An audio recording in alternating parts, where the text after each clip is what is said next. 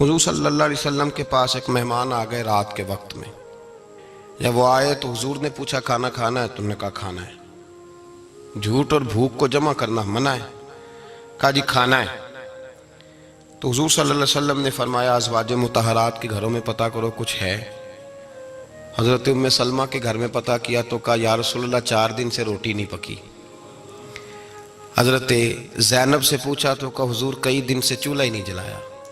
حضرت عائشہ صدیقہ، حضرت میمونہ، حضرت سودا، تمام گھروں سے بظاہر یہ 2 جہاں کے شاہ ہیں، پر پاس کچھ رکھتے نہیں. 2 جہاں کی نعمتیں ہیں ان کے خالی ہاتھ میں. ہر چیز ہے پر فقر اختیاری ہے. کوئی شے نہ ملی تو نبی پاک صلی اللہ علیہ وسلم نے مسجد میں اعلان کیا، فرمایا کون ہے جو میرے مہمان کو روٹی کھلائے؟ ان لفظوں کا حسن کوئی حسن والا ہی سمجھ سکتا ہے. فرمایا کون ہے جو میرے مہمان کو کھانا کھلائے؟ تو ایک صحابی لے گئے اور اٹھے وہ صحابی جو صحابہ میں غریب تھے، ایک انصاری جو غریب آدمی تھے.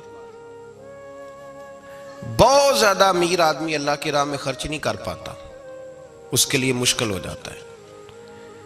اس کے لیے بہت امیر آدمی جو ہوتا ہے نا، وہ جتنا زیادہ امیر ہوتا ہے نا اتنی دیوار اس کے گرد کھڑی ہو جاتی ہے پیسوں کی، مشکل ہو جاتا ہے اس کے لیے. غریب آدمی کھڑے ہوئے. اگرچہ میرے محبوب کے غلاموں میں جو بڑے امیر تھے وہ بھی خرچ کرنے میں بڑے آگے تھے. حضرت عثمان غنی رضی اللہ تعالیٰ عنہ، حضرت عبد الرحمن ابن عوف، حضرت ابو بکر صدیق رضی اللہ. لیکن یہ غریب آدمی کا حضور میں لے جاؤں گا، میں لے کے جاؤں گا. اور یہ بخاری مسلم ہے. حضور نے فرمایا لے جاؤ. وہ اب صحابی گھر لے گئے اور بیوی سے مشورہ کیا. بات پہ غور کرنا، ہر چیز کی بھوک دیکھی جا سکتی ہے، بچوں کی نہیں دیکھی جا سکتی. وہ انصاری حضور کے مہمان کو گھر لے گئے، جا کے بیوی سے مشورہ کیا. کہا بھلی مانس گھر میں کچھ ہے؟ تو اس نے کہا تھوڑا سا بچوں کے لیے کھانا رکھا ہے. بچوں کے لیے. بچے تو بزدل کر دیتے ہیں، بچے تو آدمی کو بزدل کر دیتے ہیں، بچے تو مار دیتے ہیں، کلیجہ پھٹ جاتا ہے بچہ بھوکا ہو تو، نیند ہی نہیں آتی. اب صحابی اپنی بیوی سے کیا کہتے ہیں؟ کہتے ہیں بچوں کو بہلا کے سلا دے. اور رسول اللہ کے لیے نہیں، رسول اللہ کے مہمان کے لیے. بھئی نبی پاک کے لیے نہیں، حضور کے. تجھ سے در در سے سگ اور سگ سے ہے مجھ کو نسبت. میری گردن میں بھی ہے دور کا پٹکا تیرا، تجھ سے در در سے سگ سگ سے ہے مجھ کو نسبت. لمبی بات ہے. کہ بچوں کو سلا دو. بی بی نے بچوں کو سلا دیا تو میاں بیوی کا مشورہ ہوا کہ مہمان کے ساتھ بیٹھ کے روٹی کھانا بھی سنت ہے. تو اب مہمان کے ساتھ بیٹھ کے کھانا بھی ہے تو کھانا ہے 1-2 آدمی کا. اب خاوند اپنی بیوی کو تیار کرتا ہے کہ میں بھی کھانے پہ بیٹھ جاؤں گا، تو بھی بیٹھ جانا. اور جب مہمان کھانے میں ہاتھ ڈال لے تو اٹھنا، کہنا او ہو دیا تو صحیح کیا ہی نہیں، ابھی بجھ جائے گا. اور جا کے دیا بجھا دینا. ہم ہاتھ ہلاتے رہیں گے، مہمان روٹی کھاتا رہے گا. اور یار اس درد کو، اس کیف کو سمجھو. گھر میں بچے بھی بھوکے، بچوں کی ماں بھی بھوکی، بچوں کا باپ بھی بھوکا. دسترخوان پہ روٹی لگ گئی، روٹیاں چن ڈالیں. بی بی اٹھی کہنے لگی او ہو چراغ تو صحیح کیا ہی نہیں، یہ تو بجھ جائے گا. حوصلے مند بی بی جس نے بچے بھوکے سلا دیے. تو بھوکے سوئے ہوئے بچوں کی بھوکی اماں اٹھی اور اپنے خاوند کی تابع داری میں اٹھی. میں گڈی تے ہتھ ڈور سجن دے، وہ جنج رکھے اونج رہنا ہے. اٹھی اور اس نے نہ دیا ٹھیک کرنے کے بہانے بجھا دیا. مہمان روٹی کھاتا رہا اور رسول اللہ کے نوکر قربانی دیتے رہے. وہ روٹی کھا کے سیر ہو کے بستر بچھایا تو سو گیا. یہ میاں بیوی ساری رات بچوں کی طرف دیکھتے رہے اور غور کرتے رہے اور راضی رہے کہ ہم نے حضور کا فریضہ نبھایا ہے. قربان جاؤں محبوب پہ، بے خبر ہو جو غلاموں سے وہ آقا کیا ہے. وہ صحابہ وہ اگر قربانیاں دیتے تھے تو جو اعزاز ملتا تھا وہ بھی بڑا شان والا ہے. صحابی کہتے ہیں میں فجر کی نماز پڑھنے مسجد آیا، پہلا قدم رکھا تو میرے کریم بولے. حضور نے فرمایا رات جو تو نے اور تیری بیوی نے عمل کیا ہے خدا کو بھی بڑا پسند آیا ہے، محمد مصطفیٰ کو بھی بڑا پسند ہے. اور پھر ایک لفظ اور ہے حدیث میں، ایک روایت میں کچھ جملے اور بھی ہیں. حضور نے فرمایا جب تو اور تیری بیوی رات مہمان کے ساتھ ایثار کر رہے تھے نا تو عرش کا مالک تمہیں مسکرا مسکرا کے دیکھ رہا تھا. رب تمہیں دیکھ کے مسکرا رہا تھا، رب تمہیں دیکھ کے مسکرا، تر دامنی پہ شیخ ہماری نہ جائیے، ہم دامن نچوڑ دیں تو فرشتے وضو کریں۔ پر میں وہ مسکرا رہا تھا کہ میرے بندے میرے رسول کی رضا کے لیے کیا کر رہے ہیں۔ اور صاحب دیکھو، نبی پاک کے لیے نہیں، خاندان کے لیے نہیں، خاندان نبوت کے لیے نہیں، حضور کے نہ سمجھیں یار، اس پہلو کو سمجھیں، نبی پاک کے بریلی کے امام بول پڑے، فرمانے لگے تجھ سے در سے سگ سے ہے مجھ کو نسبت، تجھ سے در سے سگ کتے کو کہتے ہیں فارسی میں۔ فرماتے محبوب تیرا دروازہ اور دروازے پہ کتا اور کتے کے پاس میں بیٹھا ہوں، چلو کتے کے پاس تو بیٹھا ہوں نا، میری گردن میں بھی کوئی تو پٹکا آیا ہی ہے نا، تجھ سے در سے سگ اور سگ سے ہے مجھ کو نسبت، چلو میری گردن میں بھی ہے دور کا پٹکا تیرا۔ قرآن مجید بول اٹھا، رب کریم نے فرمایا حبیب یہ تیرے غلام وہ ہیں کہ وَيُقْصِرُونَ عَلَىٰ أَنفُسِهِمْ وَلَوْ كَانَ بِهِمْ خَصَاصَةٌ، فرمایا ان کا حال یہ ہے کہ جس چیز کی شدید حاجت ہوتی ہے وہ بھی اپنے بھائیوں پہ قربان کر دیتے ہیں، وہ دے دیتے ہیں تیرے نام پہ۔ جب مکے والے مدینے آئے انصار مدینہ تو میرے مصطفیٰ کریم نے فرمایا نہ تمہاری نسلیں ایک ہیں نہ قبیلے ایک ہیں، لیکن تمہارا نبی ایک ہے، تمہارا رسول ایک، خدا ایک، کتاب ایک، تمہارا میری وجہ سے رشتہ ہے، چلو اپنے بھائیوں کے ساتھ احسار کرو، چلو احسار کرو۔ اگر کسی کے 2 مکان تھے تو اس نے ایک اس کو دے دیا جو مکے سے آیا تھا، 2 باغ تھے تو ایک دے دیا، کسی کے پاس ایک تھا تو آدھا بانٹ کے دے دیا، ہر چیز تقسیم کر دی۔ حالات بدل جاتے ہیں، حالات بدل جاتے ہیں۔ تلک الایام نداولها بین الناس، اللہ لوگوں کے درمیان دن بدل دیتا ہے، حالات بدل گئے، بڑا مال غنیمت آیا، بنو نزیر کا علاقہ فتح ہوا تو میرے رسول پاک صلی اللہ تعالیٰ علیہ وسلم نے انصار مدینہ کو اکٹھا کیا، فرمایا بھئی مال اب بڑا آ گیا ہے، 2 باتیں، یہاں تو اس طرح کرتے ہیں کہ میں ان کو کہتا ہوں جو مکے سے آئے تھے کہ جتنی تمہاری جائیدادیں باغ انہوں نے لیے ہیں واپس کر دیتے ہیں تمہیں، اور جو مال آیا ہے وہ بھی تم میں سے آدھا آدھا دونوں کے درمیان بانٹ دیتے ہیں، یا جیسے تمہارا دل چاہے، تمہارے مال بھی واپس کرتے ہیں اور جو وہاں سے مال آیا وہ تمہارے بیچ بانٹ دیتے ہیں، یا اگر تم کہو تو یہ مال ان کو دے دیتے ہیں مہاجرین کو اور تمہیں تمہارے مال واپس مل جاتے ہیں۔ حضور نے پوچھا انصار مدینہ سے، حضرت سعد بن معاذ، سعد بن عبادہ تڑپ کے کھڑے ہوئے، عرض کی محبوبہ میں تو ابو بکر کو جانتا ہی نہیں تھا، حضور مجھے کیا پتا عمر کون ہے، میں کیا جانوں عثمان غنی مولا علی کی عظمتوں کو، محبوبہ میں نے تو تجھے ان کی طرف مسکرا کے دیکھتے ہوئے دیکھا ہے، تیرا جلوہ دیکھا ہے، تجھ سے در سے سگ سے ہے مجھ کو نسبت۔ یا رسول اللہ صلی اللہ علیہ وسلم ہم سے مشورہ نہ کریں، آپ اس طرح کریں جو جائیدادیں ہم نے انہیں دی ہیں وہ بھی ان کے پاس رہنے دیں اور جو مال آیا ہے وہ بھی ان میں تقسیم کر دیں، اس لیے کہ ہمیں تو بس اتنا پتا ہے کہ یہ آپ کے غلام ہیں، آپ کے نوکر ہیں، ہمیں اس سے زیادہ کسی چیز کے کوئی غرض، بس آپ کے غلام ہے، بات ختم ہو گئی۔ حضور خاموش ہو گئے۔ صحابہ کہتے ہیں دیر کے بعد ہم نے کہا فیصلہ ہونا چاہیے، فیصلہ پتہ کیا ہوا؟ حضور نے ہاتھ اٹھائے، کہا اے اللہ میرے مدینے والوں پہ رحم فرما، اے اللہ میرے انصار پہ رحم فرما، اللہ ان کے جذبے قبول فرما۔ بھائی احسار والی زندگی وہ کیا بات ہوئی کہ میں نے بڑی قربانی دی ہے، اور جب تک تو قربانی نہیں دیتا تو قدر والا نہیں ہوتا۔ جو چیز قربانی سے حاصل ہوتی ہے اس کی قدر ہوتی ہے، جو چیز مفت میں آ جاتی ہے اس کی کوئی قدر نہیں ہوتی، کوئی قدر نہیں۔ میں اکثر سوچتا ہوں کہ حضرت خواجہ اجمیری کے خلیفے اجمیر میں بھی تو ہونے چاہیے تھے نا، لیکن ان کے خلیفے اجمیر میں نہیں ہوئے، دلی میں ہوئے۔ تو میں سوچتا ہوں دلی والوں کے خلیفے دلی میں ہونے چاہیے، لیکن دلی میں نہیں ہوئے، پاک پتن میں ہوئے، تو پاک پتن والوں کے یہاں ہو جاتے۔ وہ اس لیے کہ قربانی جو دیتا ہے نا، جو دور سے چل کے آتا ہے وہ قربانی کرتا ہے، قربانی دیتا ہے، اس کو قدر زیادہ ہوتی ہے۔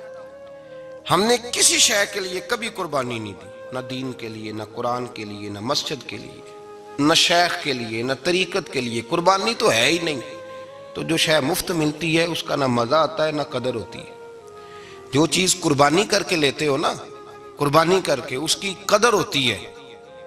کسی لیے کہا تھا کسی درویش نے، اس نے کہا تھا قدر نبیدہ ایک کی جانن دنیا دار کمینے، قدر نبی دا جانل واگے سو گئے وچ مدینے. ان سے پوچھو نا، ان سے پوچھو ان حضرات کو کتنی قدر تھی. قربانی اپنی زندگی میں دینا سیکھیں. ایک ہوتی ہے بندے کی ذاتی خواہش، اس کو کچلنا بڑا مشکل ہوتا ہے. قربانی بڑی ضروری چیز کا نام ہے، اور جو قربانی دینا سیکھ جاتا ہے وہ بچ جاتا ہے. کتیا 6 بچے جنم دیتی ہے لیکن قربانی نہیں نہ دیتی بچوں کی، تو ریوڑ نہیں بنتے، اجڑ نہیں بنتے. بکری 2 بچے پیدا کرتی ہے اور سال کے بعد ہزاروں بچوں، لاکھوں بچوں کی قربانی دیتی ہے، پر پھر بھی جدھر جاؤ بکرے ہی بکرے نظر آتے ہیں. جو قربانی دینا سیکھ جاتا ہے نا، یزید نے کوئی قربانی نہیں دی، اس لیے کوئی شخص بھی کھڑا ہو کے نہیں کہتا، حالانکہ 14-15 بیٹے تھے یزید کے، کوئی بھی کھڑا ہو کے نہیں کہتا میں اس کی نسل میں سے ہوں. امام حسین نے ساری قربانی دے دی. ایک زین العابدین بچے تھے، پوری دنیا میں اللہ نے سید عطا فرمائے ہوئے ہیں. جو قربانی دینا سیکھ جاتا ہے وہ بچ جاتا ہے. ہم نا قربانی کیا، ہمارے پاس تو اضافی شے ہے وہی دینے کو تیار نہیں. جب آپ تیار ہی نہیں تو سودا ہی نہیں کر، آپ نکلے ہی نہیں میدان میں، تو حاصل کیسے ہو؟ حصول تو تب ہوگا نا جب آپ کوئی انویسٹمنٹ کریں گے. تو آپ انویسٹ ہی نہیں کر رہے تو بھائی آپ نے پودا ہی نہیں لگایا تو پھل کیسے ملے؟ قربانی نہیں دی تو وہ درجہ کیسے ملے؟ اس کے لیے تو قربانی ضروری ہے. اب تمام صحابہ کی زندگی پڑھ لیں، حضرت ابو بکر سے لے کر حضرت بلال تک، یہ سارے قربانی والے ہیں. آپ تمام اولیاء کی صفت پڑھ لیں، حضرت غوث اعظم، جیلانی، داتا علی اجویری، خواجہ معین الدین، یہ سب قربانی والے لوگ ہیں. قربانی دیتے رہے تو بچے ہوئے ہیں. ان کے جو ساتھ تھے وہ بھی قربانیوں والے تھے. قربانی حصہ ہے طریقت کا، قربانی ضروری ہے. اور ہمارے صوفیاء تو کہتے ہیں جس شخص نے تصوف میں آ کے قربانی نہیں دی. بزرگوں کے پاس ایک شخص آیا، غالباً خواجہ نظام الدین محبوب الہی کی بات ہے، میرے ذہن میں نام پورا نہیں سما رہا. تو ایک مرید نے آ کے کہا حضور زکوٰۃ کتنی دینی ہے؟ فرمایا 2.5%. تھوڑی دیر کے بعد حضرت نصیر الدین چراغ دہلوی آ گئے، کہا حضور اللہ کے راستے میں کتنے دینے ہیں؟ فرمایا 50%. ایک ساتھی قریب بیٹھا تھا، اس نے کہا پہلے کے لیے 2.5% کا فتویٰ تھا، اس کو کہہ دیا دے دے. چند منٹ گزرے تو حضرت امیر خسرو بھی آ گئے، کہا حضور زکوٰۃ کتنی دینی ہے؟ فرمایا جو ہے سارا ہی لے آ، تیری 100% ہے. تو وہ ساتھی جو قریب بیٹھے تھے اس نے کہا بابا فتوے علیحدہ علیحدہ ہیں. فرمایا فتویٰ ایک ہی ہے، بندے علیحدہ علیحدہ ہے. فتویٰ ایک ہی ہے، مجھے پتہ ہے کون کتنے دے سکتا ہے. وہ جس کو میں نے 2.5% کہا ہے وہ بھی جا کے حساب کتاب کرے گا، اس نے 2.5 بھی پورا نہیں دینا. فرمایا جس امیر خسرو کو میں نے کہا نا سارا لے آ، اس کا دل کرے گا میں اپنا مکان بھی توڑ کے لے آؤں. میں نے فتویٰ ایک ہے، بندہ دیکھ کے بات کی ہے. بھائی قربانی نہیں ہے، اظہار ہی نہیں ہے، جذبہ ہی نہیں ہے، ہمارا مزاج ہی نہیں ہے. لیکن نا یہ اب ایک تو شریعت کی قربانی ہے نا، یہ تو اس پہ بھی لوگ بڑا سوچیں گے، اس پہ بھی لوگ بڑا سوچیں گے. فتوے پوچھتے پھریں گے کہ جی میرے اوپر تو ابھی میں نے تو 15,500 قرضہ دینا ہے، دوں کہ نہ دوں، کون سی دوں؟ فتوے پوچھیں گے. دینے کی دفعہ فتوے پوچھیں گے اور لینے کی دفعہ چھٹی، جو آتا ہے آنے دو.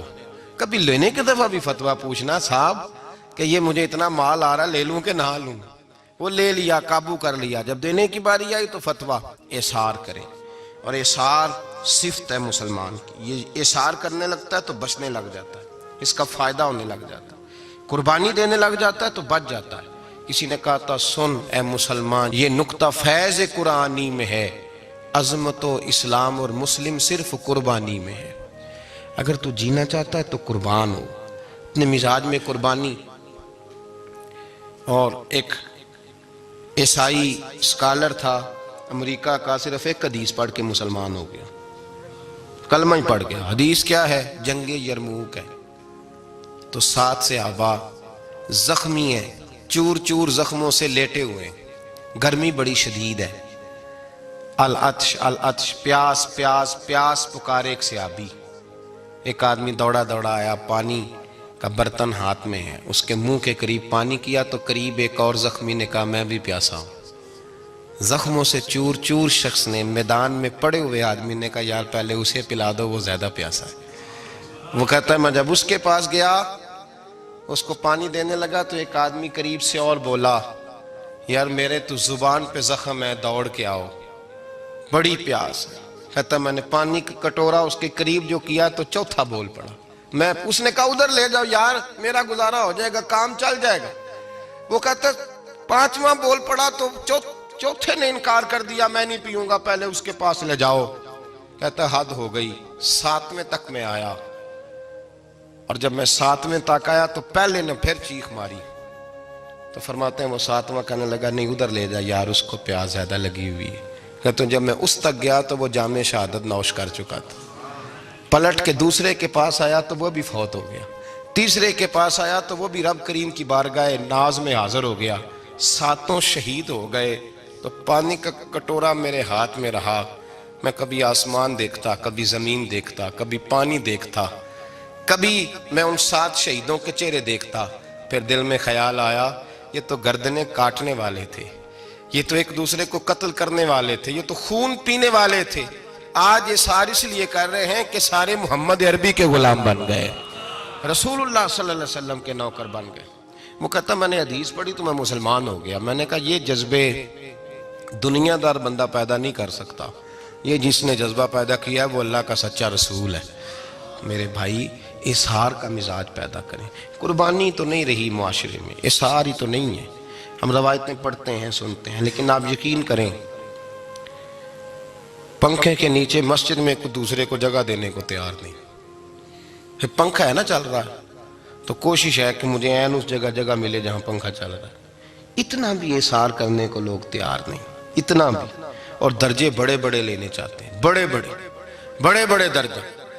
وہ ہمارے پاس لوگ آتے ہیں 2-4 لفظ لکھے ہوتے ہیں نا نام کے ساتھ، کوئی علامہ لکھ دیتا ہے، کوئی پیر صاحب لکھ دیتا ہے، تو لوگ بڑی باتیں پوچھ لیتے ہیں۔ کئی دفعہ آ کے پوچھتے ہیں میرا زیارت کرنے کو دل کرتا ہے۔ میں کہتا ہوں یار تو نے آخری سیڑھی پہ پیر رکھ دیا ہے، بالکل آخری پہ۔ دل تو تیرا جس چیز کو کرے گا تو وہ کرنے لگ جائے گا۔ پہلے شروع تو حضرت جنید بغدادی رحمت اللہ تعالی علیہ، وہ دریا کنارے کھڑے تھے تو آپ دریا کے اندر پیر رکھا آگے جانے کے لیے۔ یہ اعلیٰ حضرت نے لکھا ہے واقعہ ملفوظات شریف میں۔ دریا پار کرنے کے لیے پیر رکھا تو ایک شخص کہنے لگا حضور مجھے بھی ساتھ لے لیں۔ آپ نے فرمایا میں دریا پار کروں گا تو اس طرح کرنا میرا کرتا پکڑ لے اور یا جنید یا جنید کہنا شروع کر دے، یا جنید یا جنید۔ اس پہ فتویٰ بھی لگ جاتا ہے پر کیا کرے، اب مسئلہ تو صحیح ہے نا۔ تو پیر میرا پیچھے سے کرتا پکڑ لے اور یا جنید کہہ، وہ کہتا ہے پیر رکھا نا حضرت نے پانی میں تو میں بھی پیچھے۔ تو حضرت جنید بغدادی کیا کہتے ہیں یا رحمان یا اللہ، یا رحمان یا اللہ، وہ خود یہ پڑھ رہے ہیں اور مجھے لگایا یا جنید پہ۔ کہتے ہیں دریا میں وہ بھی چلنے لگے تو میں بھی، یوں لگا جیسے پکے فرش پہ چل رہے ہیں۔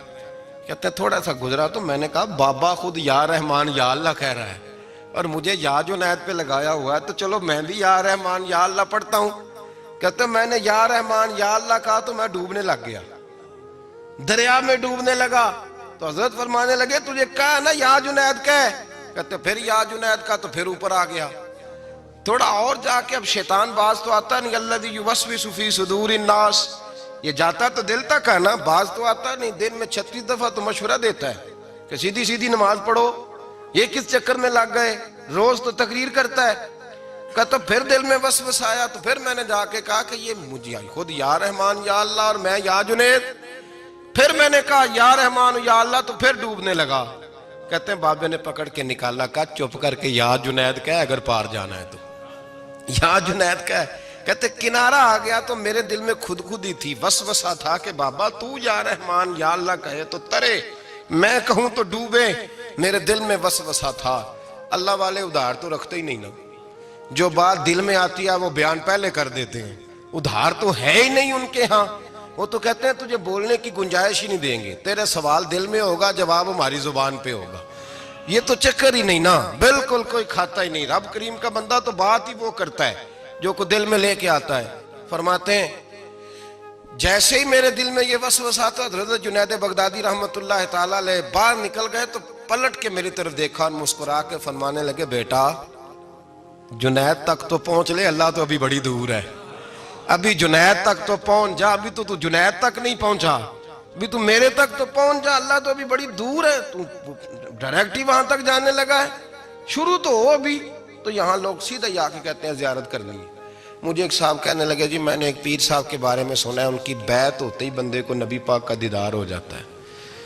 میں نے کہا ٹھہر جا ذرا, اس کو بھی کہہ بریک پہ پیر رکھے, بیعت کرتے ہی دیدار ہو جاتا ہے. یہ کوئی لوٹ سیل ہے؟ زندگی گزر جاتی ہے انسان کی, مر جاتا ہے, اور جس کو حضور کا دیدار ہو پھر بچ جائے, پھر قائم رہے, پھر اس کی زندگی نہ بدلے, پھر اس کا دنیا سے کوئی تعلق رہ جائے. یہ پوچھ ابو بکر صدیق سے جنہیں دیدار ہوا تھا, جب دیدار ہوا تو یار رہا ہے, باقی کوئی شے بھی نہیں رہی, پھر محبوب رہے اور کچھ بھی نہیں بچتا. تو وہ کس طرح کا ہے جو دیدار بھی کراتا ہے اور پھر کہتا جاؤ دکان بھی کھول لو جا کے؟ یہ کیسی بات؟ وہ ایک منزل ہے, وہ اپنی جگہ پہ آ کے آتی ہے, اور یہی بہتر ہے کہ پردوں میں وہ پردہ پوش رہے. وہ اگر پردے اٹھا دے تو کسے ہوش رہے, پھر مشکل ہو جاتا ہے معاملہ, مشکل ہو جاتا ہے. تو بھائی یاد رکھیں, قربانی دینا سیکھیں, اثار کرنا سیکھیں, اور صفر سے شروع کریں. زندگی میں ہم لینے کے چکر میں پڑ جاتے ہیں تو نقصان اٹھاتے ہیں. عقل کے گھوڑے کم دوڑائیں, محبت کے ساتھ عمل زیادہ کریں, دماغ کا استعمال کم کریں اور عمل زیادہ کریں, زیادہ عمل کریں, ورنہ شیطان تو نماز بھی نہیں پڑھنے دے گا. وہ تو کہے گا کہ جناب چلو ٹھیک ہے اللہ نے معاف ہی کر دینا ہے نا, وہ تو کچھ بھی نہیں کرنے دے گا. دماغ کا استعمال کم کریں اور عمل زیادہ کریں, جد و جہد زیادہ کریں, اظہار کریں, قربانی کریں, اپنی زندگی میں کریں, کسی کے لیے کچھ اظہار کریں, کسی کو کچھ دیں. یہ جو ہم اولاد کے لیے قربانی دیتے ہیں نا, تو یہ قربانی نہیں ہوتی, یہ لالچ ہوتا ہے, یہ سودا ہے. پتہ ہے آپ کو, یہ سودا ہے. ہم بچپن میں ان کی خدمت کریں گے, یہ بڑھاپے میں ہماری خدمت کریں گے, تو یہ تو تجارت ہے, یہ کوئی اصول نہیں. میرے بچے بڑے ہو گئے تو مجھے خیر صلاح, تجارت ہے بھائی.